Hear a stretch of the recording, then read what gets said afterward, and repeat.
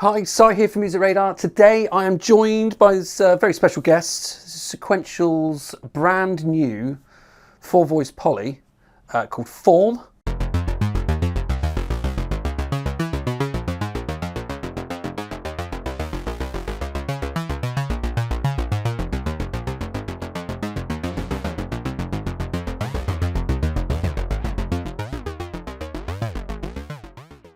When we first heard about this one, we thought, oh, wow, this is going to be huge. It's, you know, what Sequential like? They make these epic, huge polysynths. But no, this is quite a diminutive little thing. 37 slim keys on this, all with poly aftertouch, which is pretty cool. The object of today's video, of course, isn't just to sort of wax lyrical. We're going to actually have a format. I'm going to tell you the bits that we love about this and a couple of things that we're not so keen on. So let's get into it. So this thing is box fresh. It's just been sent to us. We've managed to get out, take some photographs of it. We haven't had a lot of time with it, so hence the very first look angle we're doing it here. Fourm bears an uncanny resemblance, as you've probably spotted, to the old Pro 1. Design cues are there. There are a few sort of layout similarities. We've got 2 oscillators, LFO, 2 envelopes on the original. This is now divvied up to the filter envelope, the amp envelope. We had a mixer on the old one. There was an ARP, a sequencer. We're getting that as well. We got a few extra little bits and bobs to sort of keep it up and, you know, up to date. The poly aftertouch being one of them. We'll talk about that in a minute. So one thing that's almost pretty much the same as the Pro 1 is the modulation. We're loving the fact that they've got the similar layout of the 3 sources. We've got 8 destinations here. We could dial in amounts and sort of, you know, use this little sort of matrix of buttons here to hook them all up. Now, you'll notice that we've got sort of red and blue LEDs here. On the destinations, we actually get a third state. We've got the red, the blue, and the purple. Pretty cool. Basically what's happening here, we've got 2 bus lanes, as it were. We've got red, which is the kind of inbuilt CV. That's a direct connection. And then the blue, that refers to your mod wheel. And purple is both of them together, which presumably that's what they've done with the red and the blue LED here. So second thing we love about Fourm is the poly aftertouch. Of course, it's the kind of main event here, really. They've done a lot of work to sort of design their own system, so much so they've trademarked what they're calling it is Tactive, which I think stands for tactile active portmanteau type thing. It's poly aftertouch, and that's awesome. We can, you know, cruise through loads of presets and have loads of fun with all the poly aftertouch you can do here. It's this section here. Essentially, you can control the destinations, which again, pretty much like modulation. You get oscillator A and B, you get the filter and amp sections, and you get LFO. And you can dial in using these buttons here. You get both states, one state or the other state, or neither. So on this patch,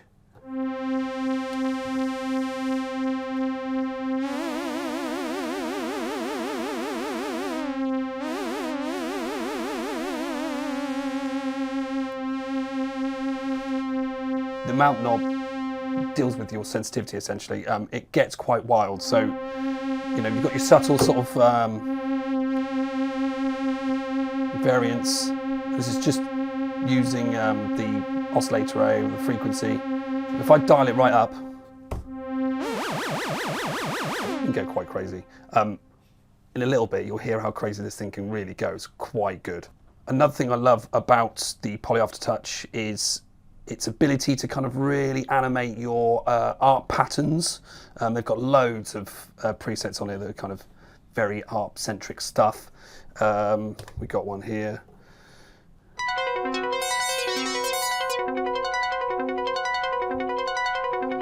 And we can start messing around with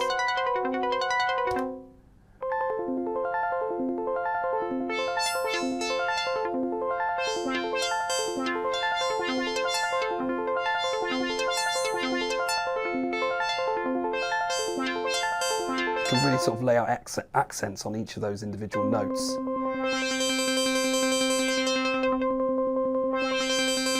If I change the actual art mode, I'm going to do a recorded sequence.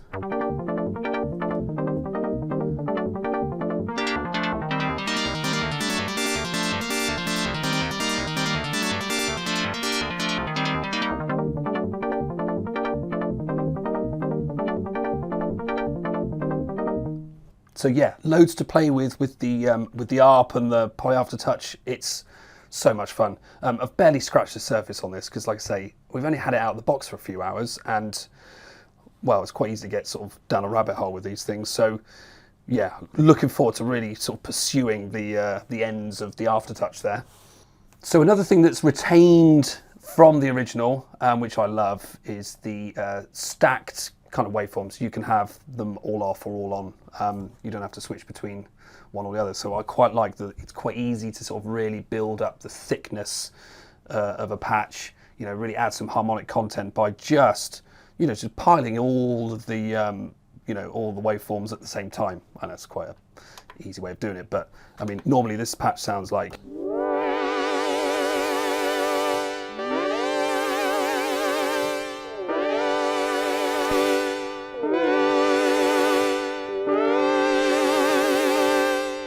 so I've added the pulse waveform onto oscillator A.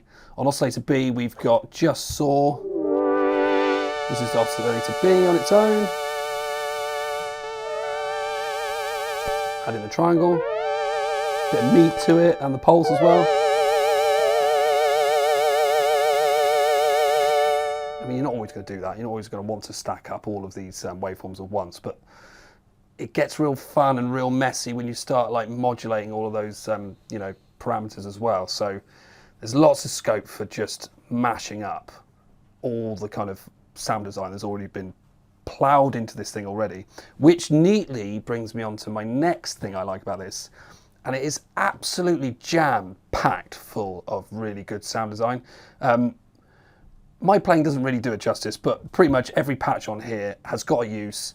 You're gonna want to sort of explore it. It invites you to really play with the interface, work out what's going on, and dive into it.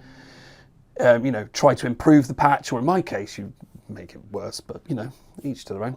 And that's a real great part of it. Now, one thing I hate about sound design on hardware synths and soft synths is a lot of the time you don't get like a categorization of what an individual patch is, and they've got some funky names, you know.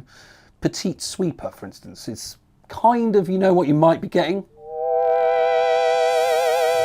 That makes sense. But then Bizarre Evolution could be anything.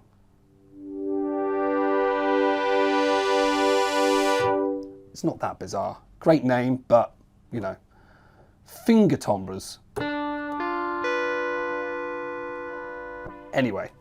So my point being is that on Fourm you can actually select the categories to be shown. They're currently off. So if we just hit select on the value there, turn it on, come back out of that, hit program. Now we can see instead of a program number, we've actually got a descriptor. So we've got string number 11 of 14. So now it will jump, the program numbers will jump. So we can see that there they've jumped all over the shop. So it's not in numerical order, it's now in categorical order, which I love. And then I just hit with the value, select there, and I can change the category, plucked, bell, arps, brasses, voices, all the stuff that you expect, you know, from a hugely jam-packed synth as this. This is quite obvious, but it's one of the last things I love about this synth is the solid build. This thing is pretty much all metal chassis, bar the ends. They're kind of like sort of plasticky. I quite like the sort of white detailing, but everything else here, it's solid. This thing is built like a brick. And that's a good thing because it's not the cheapest, but then it's not the most expensive poly, 4-voice poly ever either. £799. I think that equates to, I think $999. I'm not quite sure. You know, these rates are fluctuating all the time. So it's really in the sweet spot. Very, very cheap, I think, for Sequential's output. Obviously, you know, plucking out of the air another 4-voice polysynth, Minilog, slim keys, but nowhere near as much sound design possibilities as this. Of course, Minilog's half the price, and I would say that this is definitely twice the synths, I would say. There's so much possibilities here. We're loving this. Like I say, had it out for about a few hours and already I'm in love. So those are the things I love about it. But there are a couple of slightly annoying tweaks that at the moment I'm not getting over. So the first thing I'm not exactly keen on is the lack of CV ins and outs. Most, hardware synths nowadays have got at least, a few ins and outs for controlling the oscillators and getting in on the filter and the envelope, anything like that. And especially with the modulation section here, there's lots of scope. Nothing there. Bit annoying, but there is the foot switch there. Foot switch, which you can kind of attach your pedal, be it a sustain pedal or a normal switch. There are lots of functions on here where you can dial in what that's going to be for. I've got trusty sustain pedal. Now this isn't the most ideal solution. What you really want is one of those loop hop +3, the endorphins one. That would be ideal here. Sort of fixed fader. I can then select on our global settings, we can select, there's volume I think is default on most of the patches, but we can change the LFO, we've got oscillator B and filter envelope. Now that's going to be the mod section, so we need to be hitting the blue buttons basically.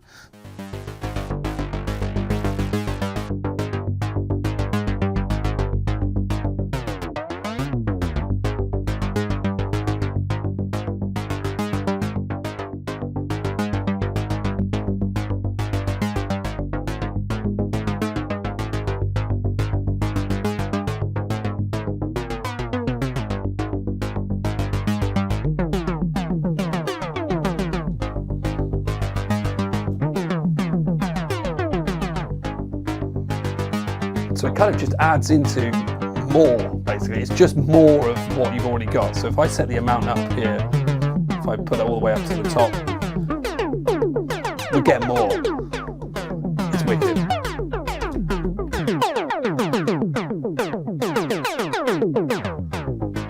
Like I said, if you had something like that +3, which you've got a bit more sort of control over the fader, there's not a lot of control here, but it's a good way to really work out. You do get some extra control, far less than what I'd hoped without the kind of addition of those CV inputs and outputs. But hey, it's something else, something extra. And you don't really need extra, if I'm honest, because this got so much going on already. But it's nice to have that option. Another thing that's kind of irked me a little bit when kind of navigating the form for the first time, some of these functions, these secondary functions aren't latching. They are, you need to hold and then you use your value dial here. So with anything, if I wanted to sort of change the arpeggiator, I couldn't just turn on the octave button because it just wants to go between each individual option there. So I have to press and hold. Now that's selected. Now I've poured over the manual. I have not been able to find where it is that you can maybe change that. So apologies if there is that option. I just haven't found it yet. The fact that it's not like the default is what's irking me, I think, the most. Because you want to, sometimes you want to be playing, using that poly aftertouch, performing both hands, and then a little flick of a button to select and then tweak while still playing is pretty much impossible if you've got to hold down a button, play, and then do another sort of control over here. So it'd be nice if those things would latch, but it's not many of them because they've done a great job here of really having a lot of knob per function, as it were. You'll notice the secondary values are the ones in blue on the interface here. So it isn't a lot and there's not much to dive. So there's only sort of really 2 layers of these controls, and most of them there's just 1 layer, which is great. And a couple little things that have bothered me since recording this video, basically. I found a few little quirks. First little quirk is you can't hold the velocity, and I know that's not something you'd expect on most things anyway, but because the aftertouch is such an integral part here, it'd be nice to have, say, if I was to go back to the aftertouch is that little bit of vibrato. I hit hold, it comes back to, it's the, the hardest state in the velocity, which is 127 presumably. That I would love if you could hold and it stay at that sort of high end sort of vibrato that we had down when we pushed all the way down on the poly aftertouch. That would be cool. We don't have it. It's a bit of a shame. Like I say, tiny little quirk. And the other thing I found out whilst trying to navigate the menus is once you're in the global functions, some of these other functions don't work. So whilst trying to demo this and sort of surfing through the global functions, trying to work out things like, how to map the sustain pedal here, and had, an arpeggiator going, none of these other functions actually work, apart from some of them. So not all of them.